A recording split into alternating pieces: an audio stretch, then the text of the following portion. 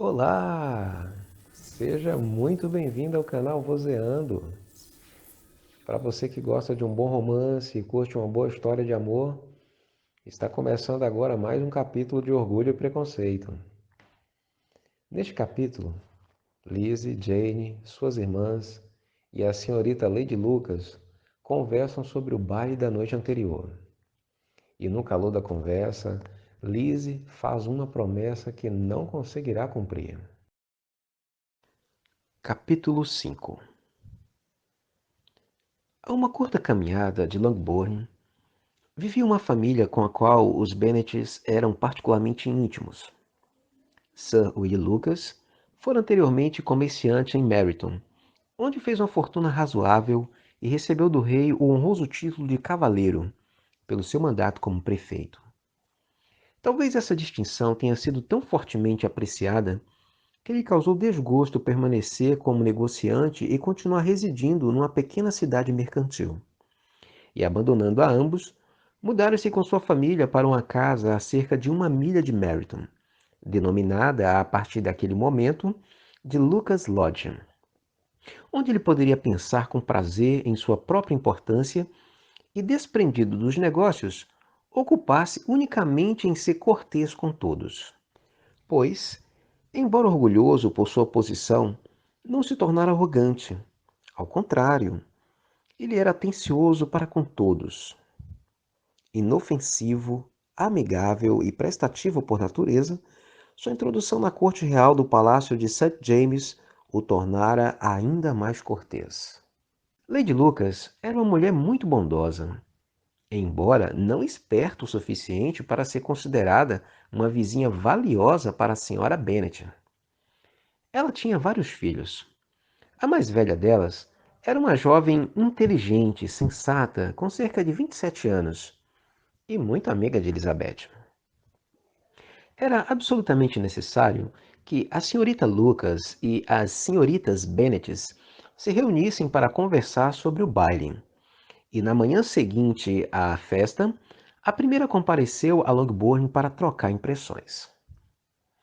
"Você começou a noite bem, Charlotte", disse a senhora Bennet, com calculada gentileza para a senhorita Lucas. "Você foi a primeira escolha do Sr. Billen." "Sim, mas ele pareceu apreciar mais da segunda."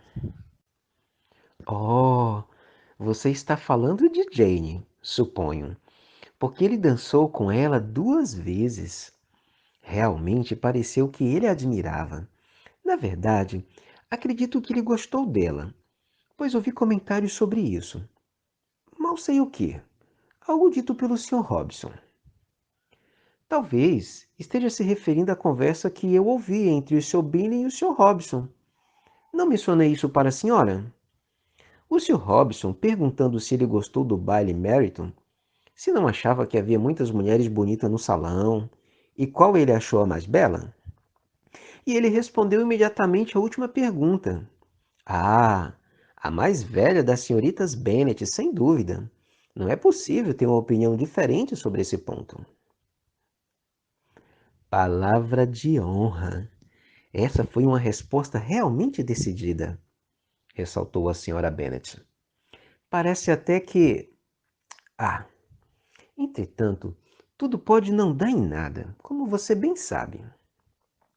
Bem, o que eu escutei foi mais favorável do que aquilo que você ouviu, Elisa, disse Charlotte. Diferente de seu amigo, o Sr. Darcy não merece ser ouvido, não é? Pobre Elisa, ouvi que é apenas tolerável. Eu imploro que você não relembre a Lizzie esses maus tratos, para que ela não se aborreça, pois ele é tão desagradável que seria uma grande infelicidade ser apreciado por ele.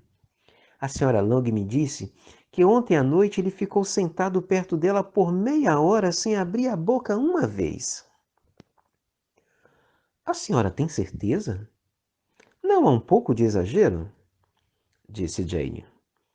Eu tenho certeza que vi o Sr. Darcy conversando com ela. Sim, porque ela finalmente perguntou se ele estava gostando de Netherfield. e ele não pôde deixar de responder.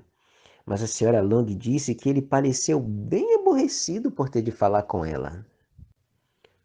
A senhorita Billy me disse, justificou Jane, que o Sr. Darcy não é de falar muito, a menos que esteja entre amigos muito achegados. Com estes, ele é extremamente agradável. Não acredito em uma palavra disso, minha querida.